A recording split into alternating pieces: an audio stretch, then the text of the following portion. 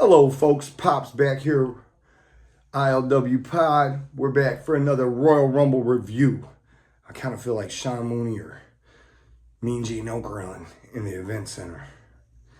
We're going to do the 1992 Royal Rumble this time. And this is the first and only time that the vacant WWF title is on the line. It's got a Hall of Fame all-star lineup, great cast of characters. Most people consider this the greatest Royal Rumble of all times. And I will give you my opinion at the end and we will get to that. But in most people's opinion, this is the greatest Royal Rumble of all time. We start out the show with Vince McMahon opening. He's running down all the participants in the Royal Rumble. And then we get one of the best lines of the night. It's time to rumble. It's time to Royal Rumble.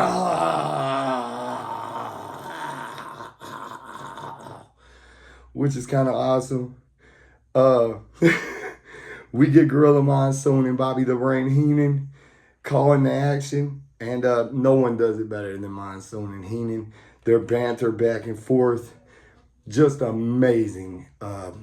Monsoon is the great antagonist to Bobby the Brain Heenan and vice versa. So it's just awesome. The first match, we get Mr. Fuji and his Oriental Express. Now, this is Pat Tanaka and Kato. It's not the original Oriental Express. It's the second version. So we get Pat Tanaka and the Masked Man Kato versus the New Foundation, Jim the Anvil Neidhart and Owen Hart, which this was real cool. Owen Hart still rocking the high energy pants from him. And the Birdman Coco Beware. We get Jim Neidhart in those pants.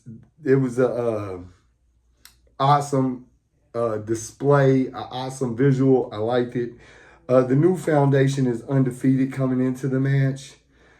At one point, Fuji hits Owen in the throat with a cane to give the Oriental Express the advantage. It's a great opening match. They tell a fabulous tag team wrestling story. Fabulous tag team. Pat Tanaka was so underrated.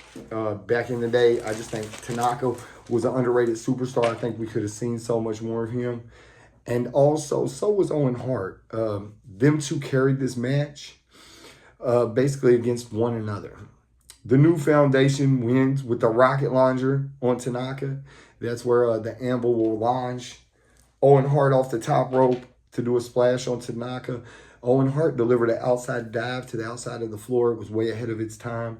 It was really, really interesting, really good. I really liked it. Owen Hart was way ahead of his time. Next, we get Lord Alfred Hayes talking about Bret Hart losing the IC title to the Mountie. Bret had 102-degree temperature. He dropped the belt Friday night right before the Rumble. And then the Mountie was attacking Bret after the match, and Piper comes out to his aid. It was kind of a setup for the IC title match that's going to happen later. Next, we get Sean Mooney, and he's backstage with the Mountie and Jimmy Hart, and they're discussing them winning the belt, how they shouldn't have to even defend it at this point because he had just won it. He wasn't prepared for the match. And then we're back to Mean Gene backstage with Piper. And these are 10 out of 10s. These interview segments, they set up the matches perfect. I kind of wish WWF still did this kind of backstage interview stuff. I like the production. Piper is the greatest on the mic. Absolute greatest. He said he's winning both titles tonight. First the IC title, and then he will go on and enter the Rumble and win the World Heavyweight title. And this is the first time anybody's ever had an opportunity to do this, to win both titles in the same night. So I thought that was pretty interesting. Next, we get the IC title match. The champion, the Mountie, with Jimmy Hart versus Rowdy Piper.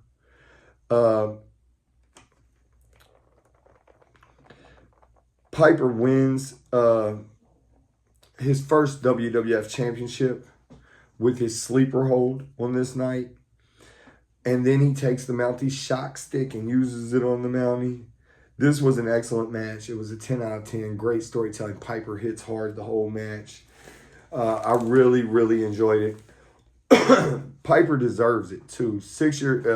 Deserved it 6 years earlier.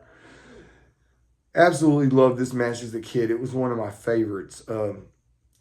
Thing about this Royal Rumble pay-per-view, we had this video store by my house. At the bottom, I lived up on a big hill in Charleston, West Virginia. And right at the bottom of the hill, there was this little yellow tin building. It was a video store. And I would go in there with my parents or my uncles, and they would go into the adult room and get adult movies. And right beside that was the wrestling shelf. And so I'd always rented a bunch of wrestling movies from there. So we had rented like, I don't know, 4 or 5 tapes and didn't take them back on time. We were late. The video store closed down. I ended up getting to keep all the tapes. And this was one of them. And as a kid, seeing Piper out there winning the title from the Mountie, it was great. I hated the Mountie. He was horrible. Absolutely horrible. I couldn't stand him. Actually, it means he probably was doing his job. Great heel. But it was nice to see this win, and it just brought me back to as a kid. Having those videotapes and watching this again brought me back to seeing them over and over as a child. So Alfred Hayes is next, backstage interview with Hulk Hogan. This is a Coliseum video exclusive, so you only got to see it if you had the Coliseum video, which I had from the video store. Thank you. I forget the name of the video store. I'd give them a shout out, but thank you. Next, we get the Mean Gene, and he's interviewing the Bushwhackers and Jameson. And this is absolutely cheesy as fuck, but it's perfect. They will be facing Bo and Blake, the Beverly Brothers, with the Genius in their corner. Jameson will be in the Bushwhackers' corner, Luke and Butch.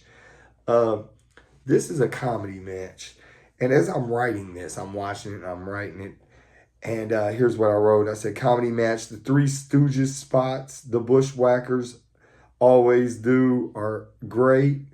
And right as I said that, Bobby the Brain Heenan said, this is just proof that the Three Stooges had children. So it was kind of justifying because I'm thinking these are Three Stooges spots. Maybe it's from where I watched it as a kid and it just subconsciously come back. But I thought it was real interesting. Right after I wrote it, Bobby the Brain Heenan said it was proof that the Three Stooges had children. So it was kind of cool. The Beverly Brothers win the match with a double axe handle, which is like, what the fuck? A double axe handle, really? Then the Bushwhackers get even with Jameson. They hit them with the battering ram, and Jameson kicks the Genius in the shin. It's really interesting, really good. I recommend it. Next, we get Mean Gene Okerlund backstage with LOD, the tag team champions. And as we know, well, I love LOD promos. Hulk is amazing. That wow is the best shit ever.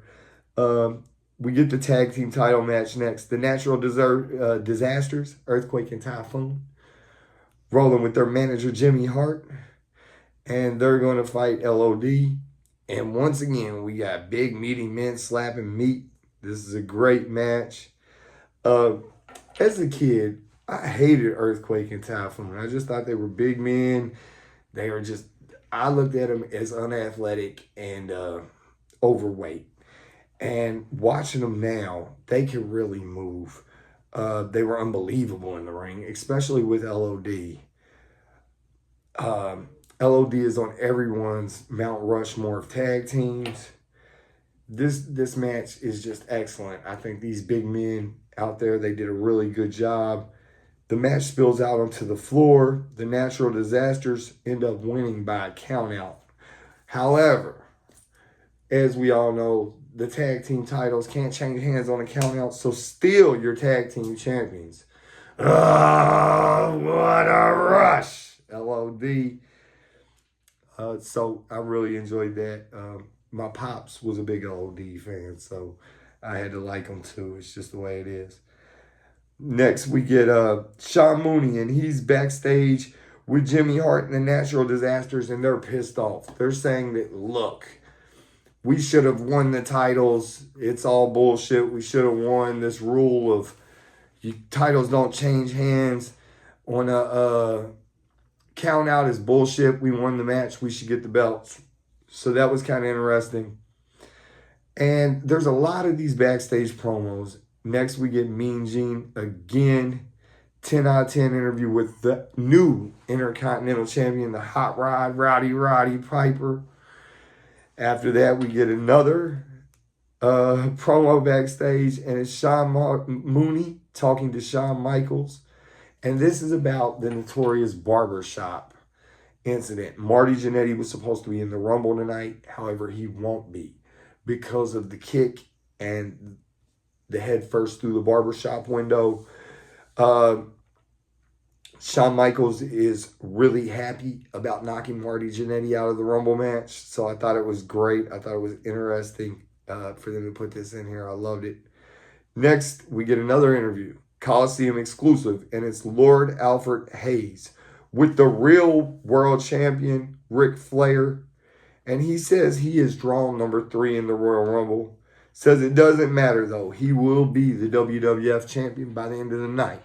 Now, like I said, this is the Coliseum home video exclusive. So if you watched the Rumble itself on pay-per-view or satellite at the time, you didn't get to see this. You didn't know Flair drew number 3. None of the announcers knew who drew number 1, 2, or 3. So it was it was kind of cool. Next, we get classic Mean Gene Okerlund and these old school pre-tapes. There are a bunch of pre-tape promos, which I really, really love. It's just the wrestlers standing in front of the backdrop for the show, and they're telling you why they're going to win, how they're going to do, who they got problems with, what's going to happen during the Rumble match. And the first one we get is the Macho Man. Then we get Sid Justice. We get the Repo Man, British Bulldog, Jake the Snake, Mr. Perfect, and Ric Flair, another Ric Flair one. Paul Bearer, the Undertaker, and then Hulk Hogan. And he goes, "What you gonna do, brother, when Hulk Hogan and his little Hulksters rumble all over you?" Which was kind of awesome. That was kind of cool. I really like the pre-tapes. I think so bad this could be done today and still work. Even on a smaller level, like on an independent level or something, I think they could really make those old school backstage type promos like that work. I really enjoy them. I think they're awesome. Then we get the Royal Rumble match. The first 2 participants are the British Bulldog and the $1 Million Man, Ted DiBiase. And DiBiase comes out with Sherry. Before the third competitor can get to the ring, though, the $1 Million Man is eliminated by the Bulldog. Ric Flair comes out at number 3, and as I said before, unless you knew the Coliseum home video, you didn't know Flair drew number 3. Bobby Heenan and Ric Flair and Perfect have been guaranteeing that Flair was going to win this match, become the champion. So Bobby, the brain goes crazy whenever Flair gets number 3. This isn't fair to Flair. This is horrible. Oh, my God. And Gorilla is so good at just antagonizing. I love it. It's one of, if not the best, on the stick mic work ever in wrestling. It's absolutely fantastic. A lot of people would say Jim Ross and the King. They don't hold a candle to Bobby the Brain Heenan and Gorilla Monsoon. And so Bulldog and Flair are in the ring. Next, we get Sags of the Nasty Boys with Jimmy Hart. The Bulldog eliminates Sags. And then we get one of Bobby the Brain Heenan's best lines of the night. Whenever it's just Bulldog and Flair again. "It isn't fair to Flair. It isn't fair to Flair. Damn it, I tell you." There's some good Bobby the Brain Heenan lines. And then you get Gorilla Monsoon telling Heenan, "No one's ever won drawing 1 through 5. There's no way Flair's going to win." Yet again, antagonizing Bobby the Brain Heenan. Number 5, we get Haku. But he's eliminated by the Bulldog, just as Shawn Michaels is on his way out to the ring at number 6. Seeing a young Shawn Michaels lock it up with Ric Flair, knowing all their history, was really cool. You just think, at this point, Michaels was idolizing Flair. Flair and him get to lock it up. Michaels is on his way up. It was really cool. Number 7, we get Tito Santana. And then we get another great Bobby the Brain Heenan line. Shawn Michaels is making guacamole out of El Matador. I thought that was pretty cool. Number 8, we get the Barbarian. Number 9, we get the Texas Tornado, Kerry Von Erich. Davey Boy has been in 16 minutes since number 1. Flair is still in also. Number 10, we get the Repo Man. Number 11, Greg the Hammer Valentine. Number 12, Nikolai Volkov. The ring is filling up. And then Nikolai Volkov is eliminated by the Repo Man. And at this point, there's something that happens in the ring, some kind of move. And Gorilla Monsoon says you shouldn't do that. And Bobby the Brain, he acts like it's something you shouldn't do. And Bobby the Brain Heenan hits you with another great one-liner. I'd do that to my grandmother if I had to, which I thought was really cool. Like I said, number 13, the Big Boss Man comes in, and he eliminates. Then the Repo Man eliminated Greg the Hammer. Boss Man gets rid of Repo Man. Ric Flair ends up tossing out Davey Boy Smith, making Flair the Iron Man at this point. And then he eliminates Kerry Von Erich. Number 14 to enter, Hercules. Both Shawn Michaels and Tito Santana end up eliminating themselves.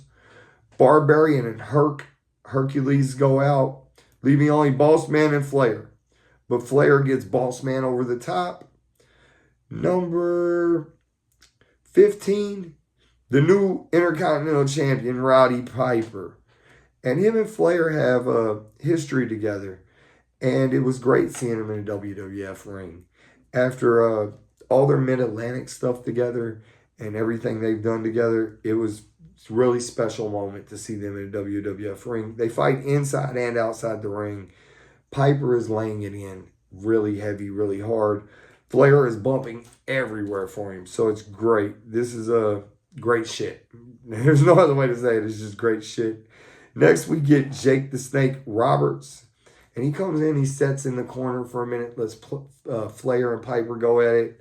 And then he goes after both Flair and Piper. Number 17, we get Hacksaw Jim Duggan. 18, we get IRS. Flair's 36 minutes in. He's been in the ring for 36 minutes. Number 19, we get Jimmy Superfly Snuka. Number 20, we get the Undertaker. And he immediately tosses out the Superfly. Number 21, we get Macho Man. And he's looking everywhere for Jake. This is at the time where Macho and Jake had their beef. Jake had interrupted Macho and Liz's wedding, slapped Liz. So Jake rolls out of the ring, is hiding on the outside of the ring. Macho's inside the ring. Once Macho is being beat on by somebody else, Jake rolls back in the ring and goes after the Macho. And then rolls back out. Macho Man throws Jake over the top rope and then jumps over the top rope after him, which you would think by his feet hitting the floor he'd be eliminated. But since nobody propelled him over, they said he wasn't. The Undertaker, they're fighting out in the alleyway. The Undertaker goes out, breaks it up, tosses Savage back into the ring. Jake moves on. Number 22 to enter is the Berserker. And then there's a great spot where both Piper and Undertaker are choking Ric Flair on the mat. They both got their hands around Flair's neck. They're choking him. And out of nowhere, then Piper grabs the Undertaker by the throat. Undertaker grabs Piper by the throat. So they're both choking Flair, and both of them are choking each other. I thought this was a great spot. I loved it. Number 23, we get Virgil. 24, We get Mustafa, who was the Iron Sheik. It was him during the Sergeant Slaughter, General Abnon, or whatever, El Casey, all that stuff. Number 25, we get Rick the Model Martel, and he was the Iron Man of the last year's Royal Rumble. So it's cool to see him in there with Flair. Mustafa is eliminated.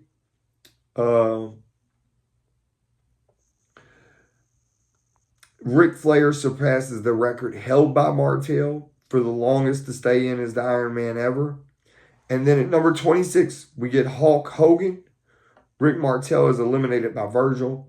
Hogan sends first the Undertaker, then the Berserker, both. Virgil and Hacksaw go over the top. Then we get number 27, Skinner. 28, Sergeant Slaughter. Rick the Model tosses Skinner out. Then we get number 29, Sid Justice. And number 30, the Warlord. Sid gets rid of Sergeant Slaughter. Piper eliminates IRS. Hulk Hogan and Sid toss the Warlord over together. Sid then dumps both Piper and the Model over the top at the same time, which I thought was kind of cool. And then Sid end up eliminates the Macho Man. After this, he sneaks up behind Hogan and tosses Hogan out. Hogan gets completely butthurt, which I couldn't understand because he's supposed to be the baby face. He's not supposed to act like a crybaby bitch, but he acts like a crybaby bitch. He grabs Sid by his arm and he's pulling him down, like down to the floor, but he can't get Sid over. Out of nowhere, Ric Flair comes from behind, dumps Sid over the top ropes, and is your WWF champion, the real world champion. Everyone claims this is the best Royal Rumble of all times. And I don't know if it's the best Royal Rumble of all times or the greatest, but I would definitely put it on my Royal Rumble Mount Rushmore, and it would probably definitely be at the top of that list. This was a great trip down memory lane for me, especially, like I said, I owned this video as a kid. I watched it probably 100 times, 500 times. So it was great to get to go back and review this and to watch it and review it for you guys. As always, thank you for your support. All praise to God. And coming soon, more Royal Rumble reviews. It's Royal Rumble season.